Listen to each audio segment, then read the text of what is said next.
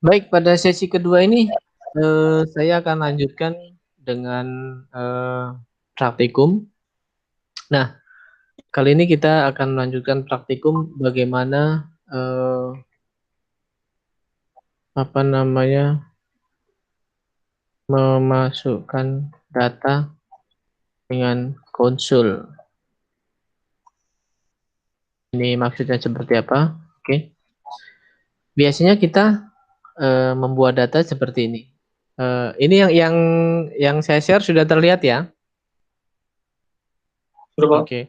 Nah, misalkan seperti ini. Saya membuat variabel A sama dengan 1. Kemudian B sama dengan 2. Kemudian C sama dengan A plus B. Oke, ini saya jalankan.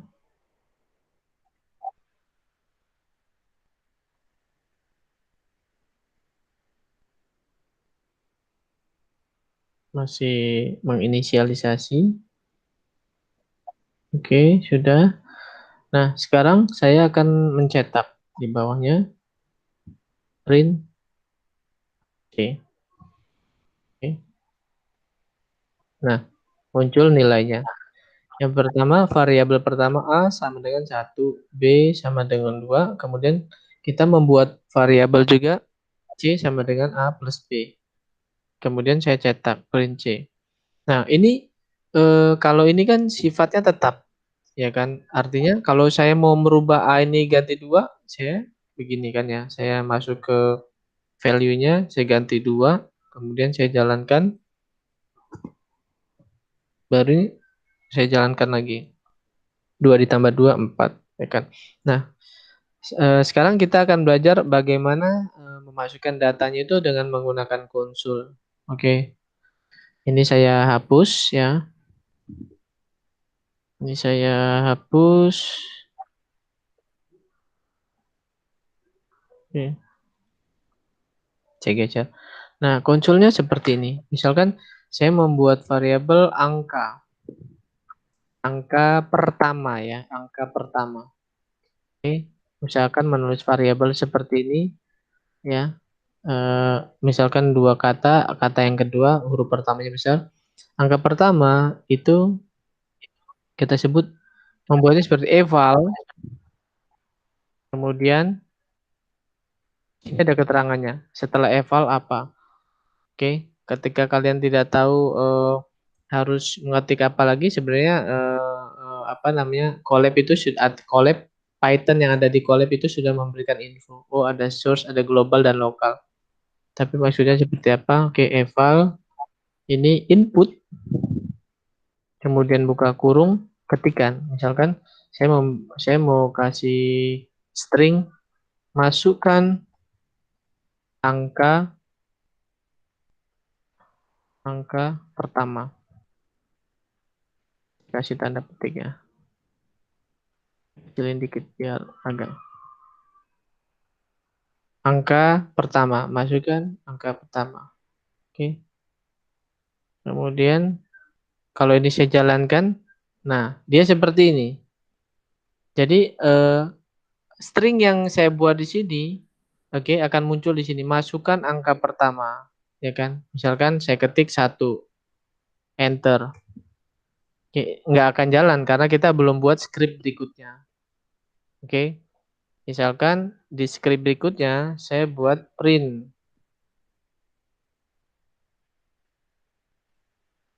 angka pertama Anda adalah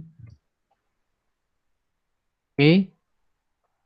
Untuk memunculkan nilainya seperti ini, koma, beri koma, kemudian nama variabelnya angka pertama. Oke, sedikit saya jelaskan. Ini saya hapus dulu supaya tidak bingung. Ini saya delete. Oke, line yang pertama ini adalah variabel. Ya, ini silakan namanya terserah kawan-kawan mau diberi nama apa. Di sini saya memberikan nama variabelnya angka pertama. Kemudian sama dengan eval. Eval ini adalah function built-in yang ada di Python. Oke, ini function built-in yang ada di Python. Oke, ini bawaan dari Python. Fungsinya adalah dia untuk memberikan inputan yang sifatnya integer. Oke, integer atau float, bukan string. Nah, kedua dibuka dengan buka kurung, oke, buka kurung, kemudian ditambah input. Ini juga function built-in bawaan, kemudian buka kurung lagi, baru masukkan stringnya, masukkan angka pertama. Oke, dan seterusnya diberi tutup kurung. Kemudian pada line yang kedua, ini saya akan mencetak nilai dari angka pertama. Oke. Di sini saya tulis print, kemudian saya berikan keterangan dengan string angka pertama adalah titik 2. Nah, ini diberikan tanda koma, kemudian tulis nama variabel yang di atas, angka pertama. Oke, coba ini kita jalankan ya. Saya jalankan. Masukkan angka pertama. Misalkan saya memasukkan 4. Kemudian saya enter. Hasilnya di bawah. Angka pertama Anda adalah 4. Oke. Mudah-mudahan sampai di sini paham ya. Oh, Oke. Kemudian, nah di sini kemudahannya ketika kita menggunakan konsul, kita bisa merubahnya dengan mudah ya. Jadi tidak seperti tadi kita harus memasukkan manual ini, tapi ini tidak. Ini dia bisa secara otomatis. Kemudian kalau misalkan ini saya rubah, misalkan hanya angka 1, misalkan angka 1, saya akan jalankan, ya kan? Angka 1 misalkan 3. Hasilnya apa kira-kira? nggak ada, Pak. Nggak keluar. Hasilnya tetap 4 karena dia masih membaca yang Oh, lama. oh iya. Masih membaca yang lama. Masih membaca yang lama. Oke, coba saya tetap ini dibaca yang lama karena memorinya masih kesimpan di sini angka pertama itu 4 ya. Tapi kalau ini saya ganti 1. Oke, saya oke, saya buat 4, saya enter. Angka pertama adalah 4. Oke, biar nggak bingung, saya ganti aja kan tadi sama. 8 misalkan. Oke, paham ya? Jadi di sini adalah variabel di sini. Variabel ini saya ambil dari sini. Tergantung variabel mana yang diambil. Oke. Kemudian saya akan buat angka 2. Sama. Eval. Oh, sebelum itu misalkan seperti ini. Sebelum saya lanjut tadi, saya akan jalankan lagi. Oke. Masukkan angka pertama. Kemudian misalkan kalian tidak memasukkan dalam bentuk tipe integer. Misalkan kalian hanya mengatakan 1 misalkan ya. Kalian enter. Maka dia akan enter. Akan enter. Maka dia akan memberikan name error. Ini name error ya. Error yang diberikan itu name. Error name. Di sini diberi keterangan name 1 is not defined. Jadi nilai 1 ya itu tidak terdefinisi. Karena apa? Karena di sini kita memberikan fungsinya eval. Kalau eval itu dia khusus untuk integer. Oke. Kita coba lagi, misalkan saya akan memberikan nilai 3,4. Mau nggak dia? Integer dan float bisa dibaca oleh eval, tetapi kalau string dia tidak terbaca. Paham ya sampai di sini ya? Iya, Pak. Oke. Nah, terus pertanyaannya, Pak, lantas bagaimana cara saya memasukkan nilai string, ya kan? Oke, kalau string cukup gampang, ini kita hapus saja.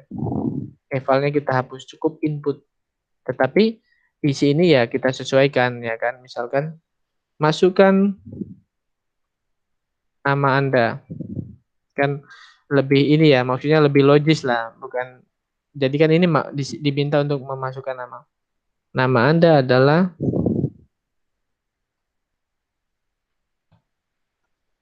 ini biar agak sesuai kita beri nama nama murid.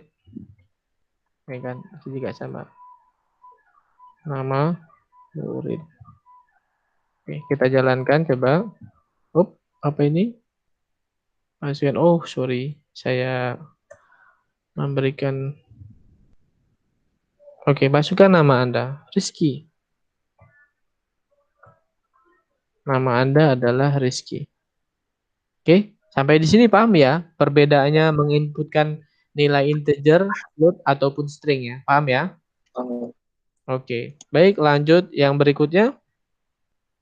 Kita akan coba apa namanya? eh merubah tadi yang pertama tadi ya. Misalkan saya akan membuat kembali lagi saya akan membuat eh, variabel angka 1 eval kemudian input saya tulis singkat saja angka pertama. Oke, gini aja. Oh, iya.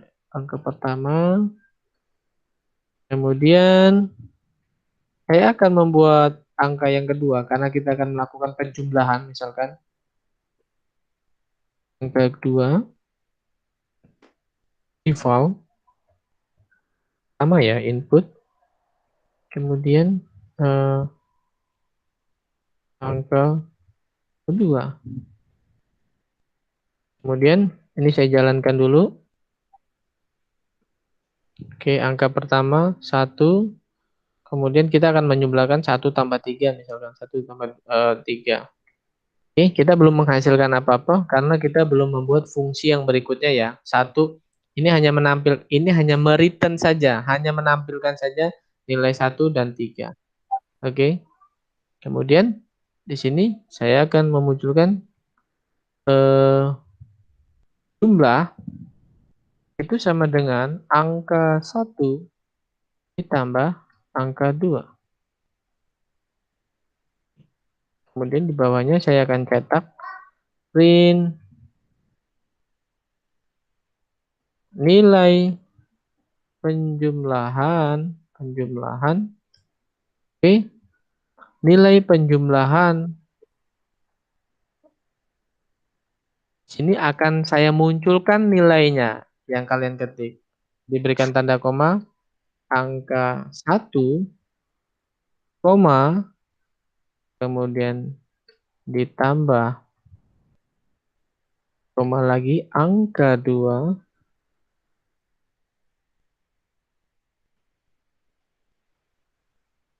Saya berikan ini sebentar.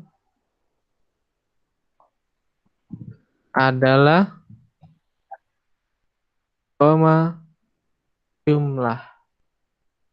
Oke. Kita akan coba jalankan dulu. Setelah ini nanti saya akan jelaskan. Oke. Misalkan saya akan memasukkan 4 ditambah 3. Saya akan memasukkan nilai 4 untuk angka pertama. Kemudian angka keduanya 3. Maka hasilnya adalah nilai penjumlahan 4 ditambah 3 adalah 7. Oke. Akan saya jelaskan.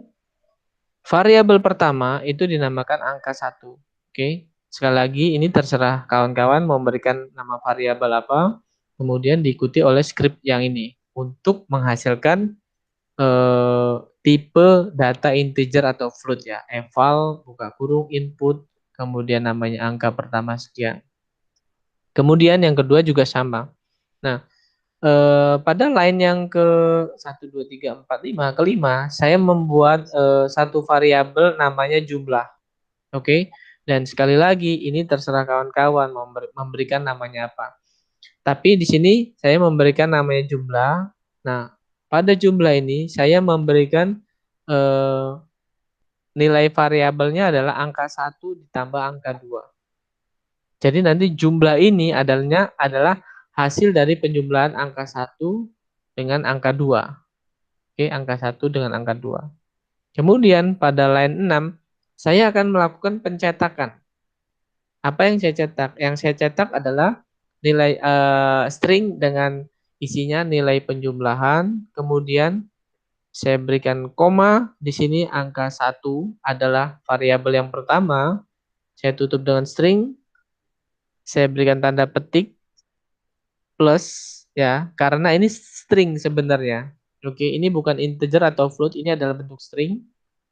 Makanya saya tutup dengan tanda petik ini. Kemudian saya tutup lagi dengan tanda koma. Angka 2, angka yang kedua. Oke. Saya beli string lagi dengan kata adalah, kemudian baru di yang terakhir adalah jumlah. Tetapi jangan lupa diberikan tanda koma. Oke. Angka 1 memunculkan variabel yang pertama, angka 2 memunculkan variabel yang kedua, dan jumlah itu memunculkan penjumlahan antara angka 1 dan angka 2. Maka hasilnya seperti yang ada di bawah ini. Angka pertama sesuai dengan ini, stringnya dimunculkan.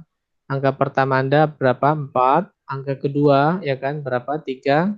Kemudian yang ketiga, nilai penjumlahan 4 sesuai dengan yang dimasukkan, ditambah 3 adalah 7. Gimana? Sampai di sini? Paham? Paham, Pak? Paham ya? Nah, mudahnya menggunakan konsol, kita bisa mengganti apa saja sesuai dengan keinginan kita. Misalkan kita ubah lagi, ini kan tadi hanya 4 dan 3. Misalkan kita mau merubah angka pertama Anda 2345. Kemudian angka kedua Anda 3425. Maka nilai penjumlahan 2345 tambah 3 adalah 5797. Jadi ini kita sudah sedikit mengarah pembuatan program yang sederhana ya. Oke, program ini sudah masuk ke pembuatan program yang sederhana. Oke, selanjutnya saya memberikan kasus, oke, seperti ini. Misalkan saya buat lagi line di bawah, oke, sorry, ya line di bawah ini. Sebelum line saya akan memberikan kasus kita akan menghitung yang mudah saja, misalkan luas persegi. Oke. Luas persegi itu adalah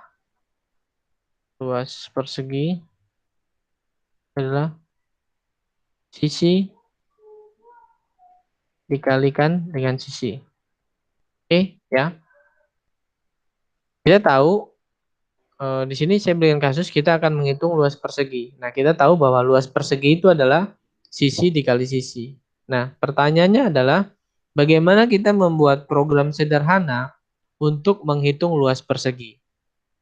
Yang harus diperhatikan pertama adalah variabel yang ada dulu. Variabel yang ada apa? Yang pertama adalah sisi. Oke. Aduh, maaf. Variabel yang pertama. Caranya saya tulis di sini. Caranya, langkah ya. Langkahnya, satu, tentukan variabel. Kita tahu yang variabel yang ada adalah sisi. Sisi. Kemudian variabel yang kedua adalah luasnya. Ya kan? Luasnya. Yang pertama sisi, yang kedua luasnya. Nah, saya tulis di bawahnya. Yang pertama sisi, kedua adalah luasnya. Nah, coba akan kita praktekkan di sini. Oke. Langsung saja. Yang pertama, kita akan membuat dengan cara yang konvensional, bukan cara konvensional ya, dengan cara yang lama lah, dengan memasukkan nilainya tapi dengan variabel yang isinya tetap. Misalkan kita beri nama variabelnya sisi sama dengan 4, 6. Kita beri nama 6. Kemudian di sini luas sama dengan sisi dikali sisi. Oh ya, pada Python perkalian itu ditandai dengan tanda bintang ya. Kemudian di sini kita akan mencetak print luas persegi dengan sisi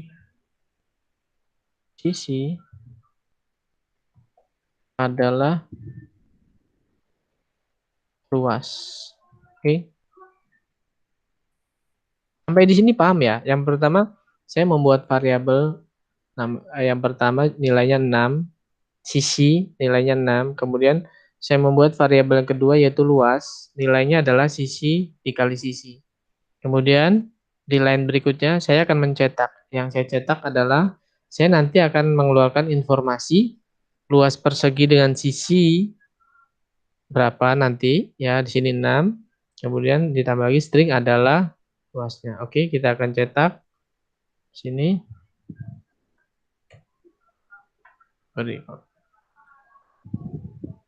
Luas persegi dari sisi 6 adalah 36. Jadi benar ya, karena 6 dikali 6 adalah 36. Oke. Nah, pertanyaannya adalah sekarang kita akan membuat dengan menggunakan konsul, ya kan? Oke, kita buat dengan konsul. Sama. Saya beri ini sisi sama dengan eval input, kemudian sama saya berikan masukkan nilai sisi. Oke. Kedua, luas sama ya, luas itu sisi dikali sisi. Kemudian yang ketiga, saya akan copy paste saja yang ini ya, copy paste saja. Oke. Saya jalankan. Saya masukkan nilai sisi 7, kemudian enter. Sama, luas persegi dengan sisi 7 adalah 49. Saya jalankan lagi, misalkan luas sisinya 30, berapa hasilnya? 900. Oke, saya akan jalankan luas sisinya 123. Oke. Oke, mudah ya sampai di sini ya. Iya, Pak. Sip. Nah, tugas kalian adalah saya berikan tugas di sini.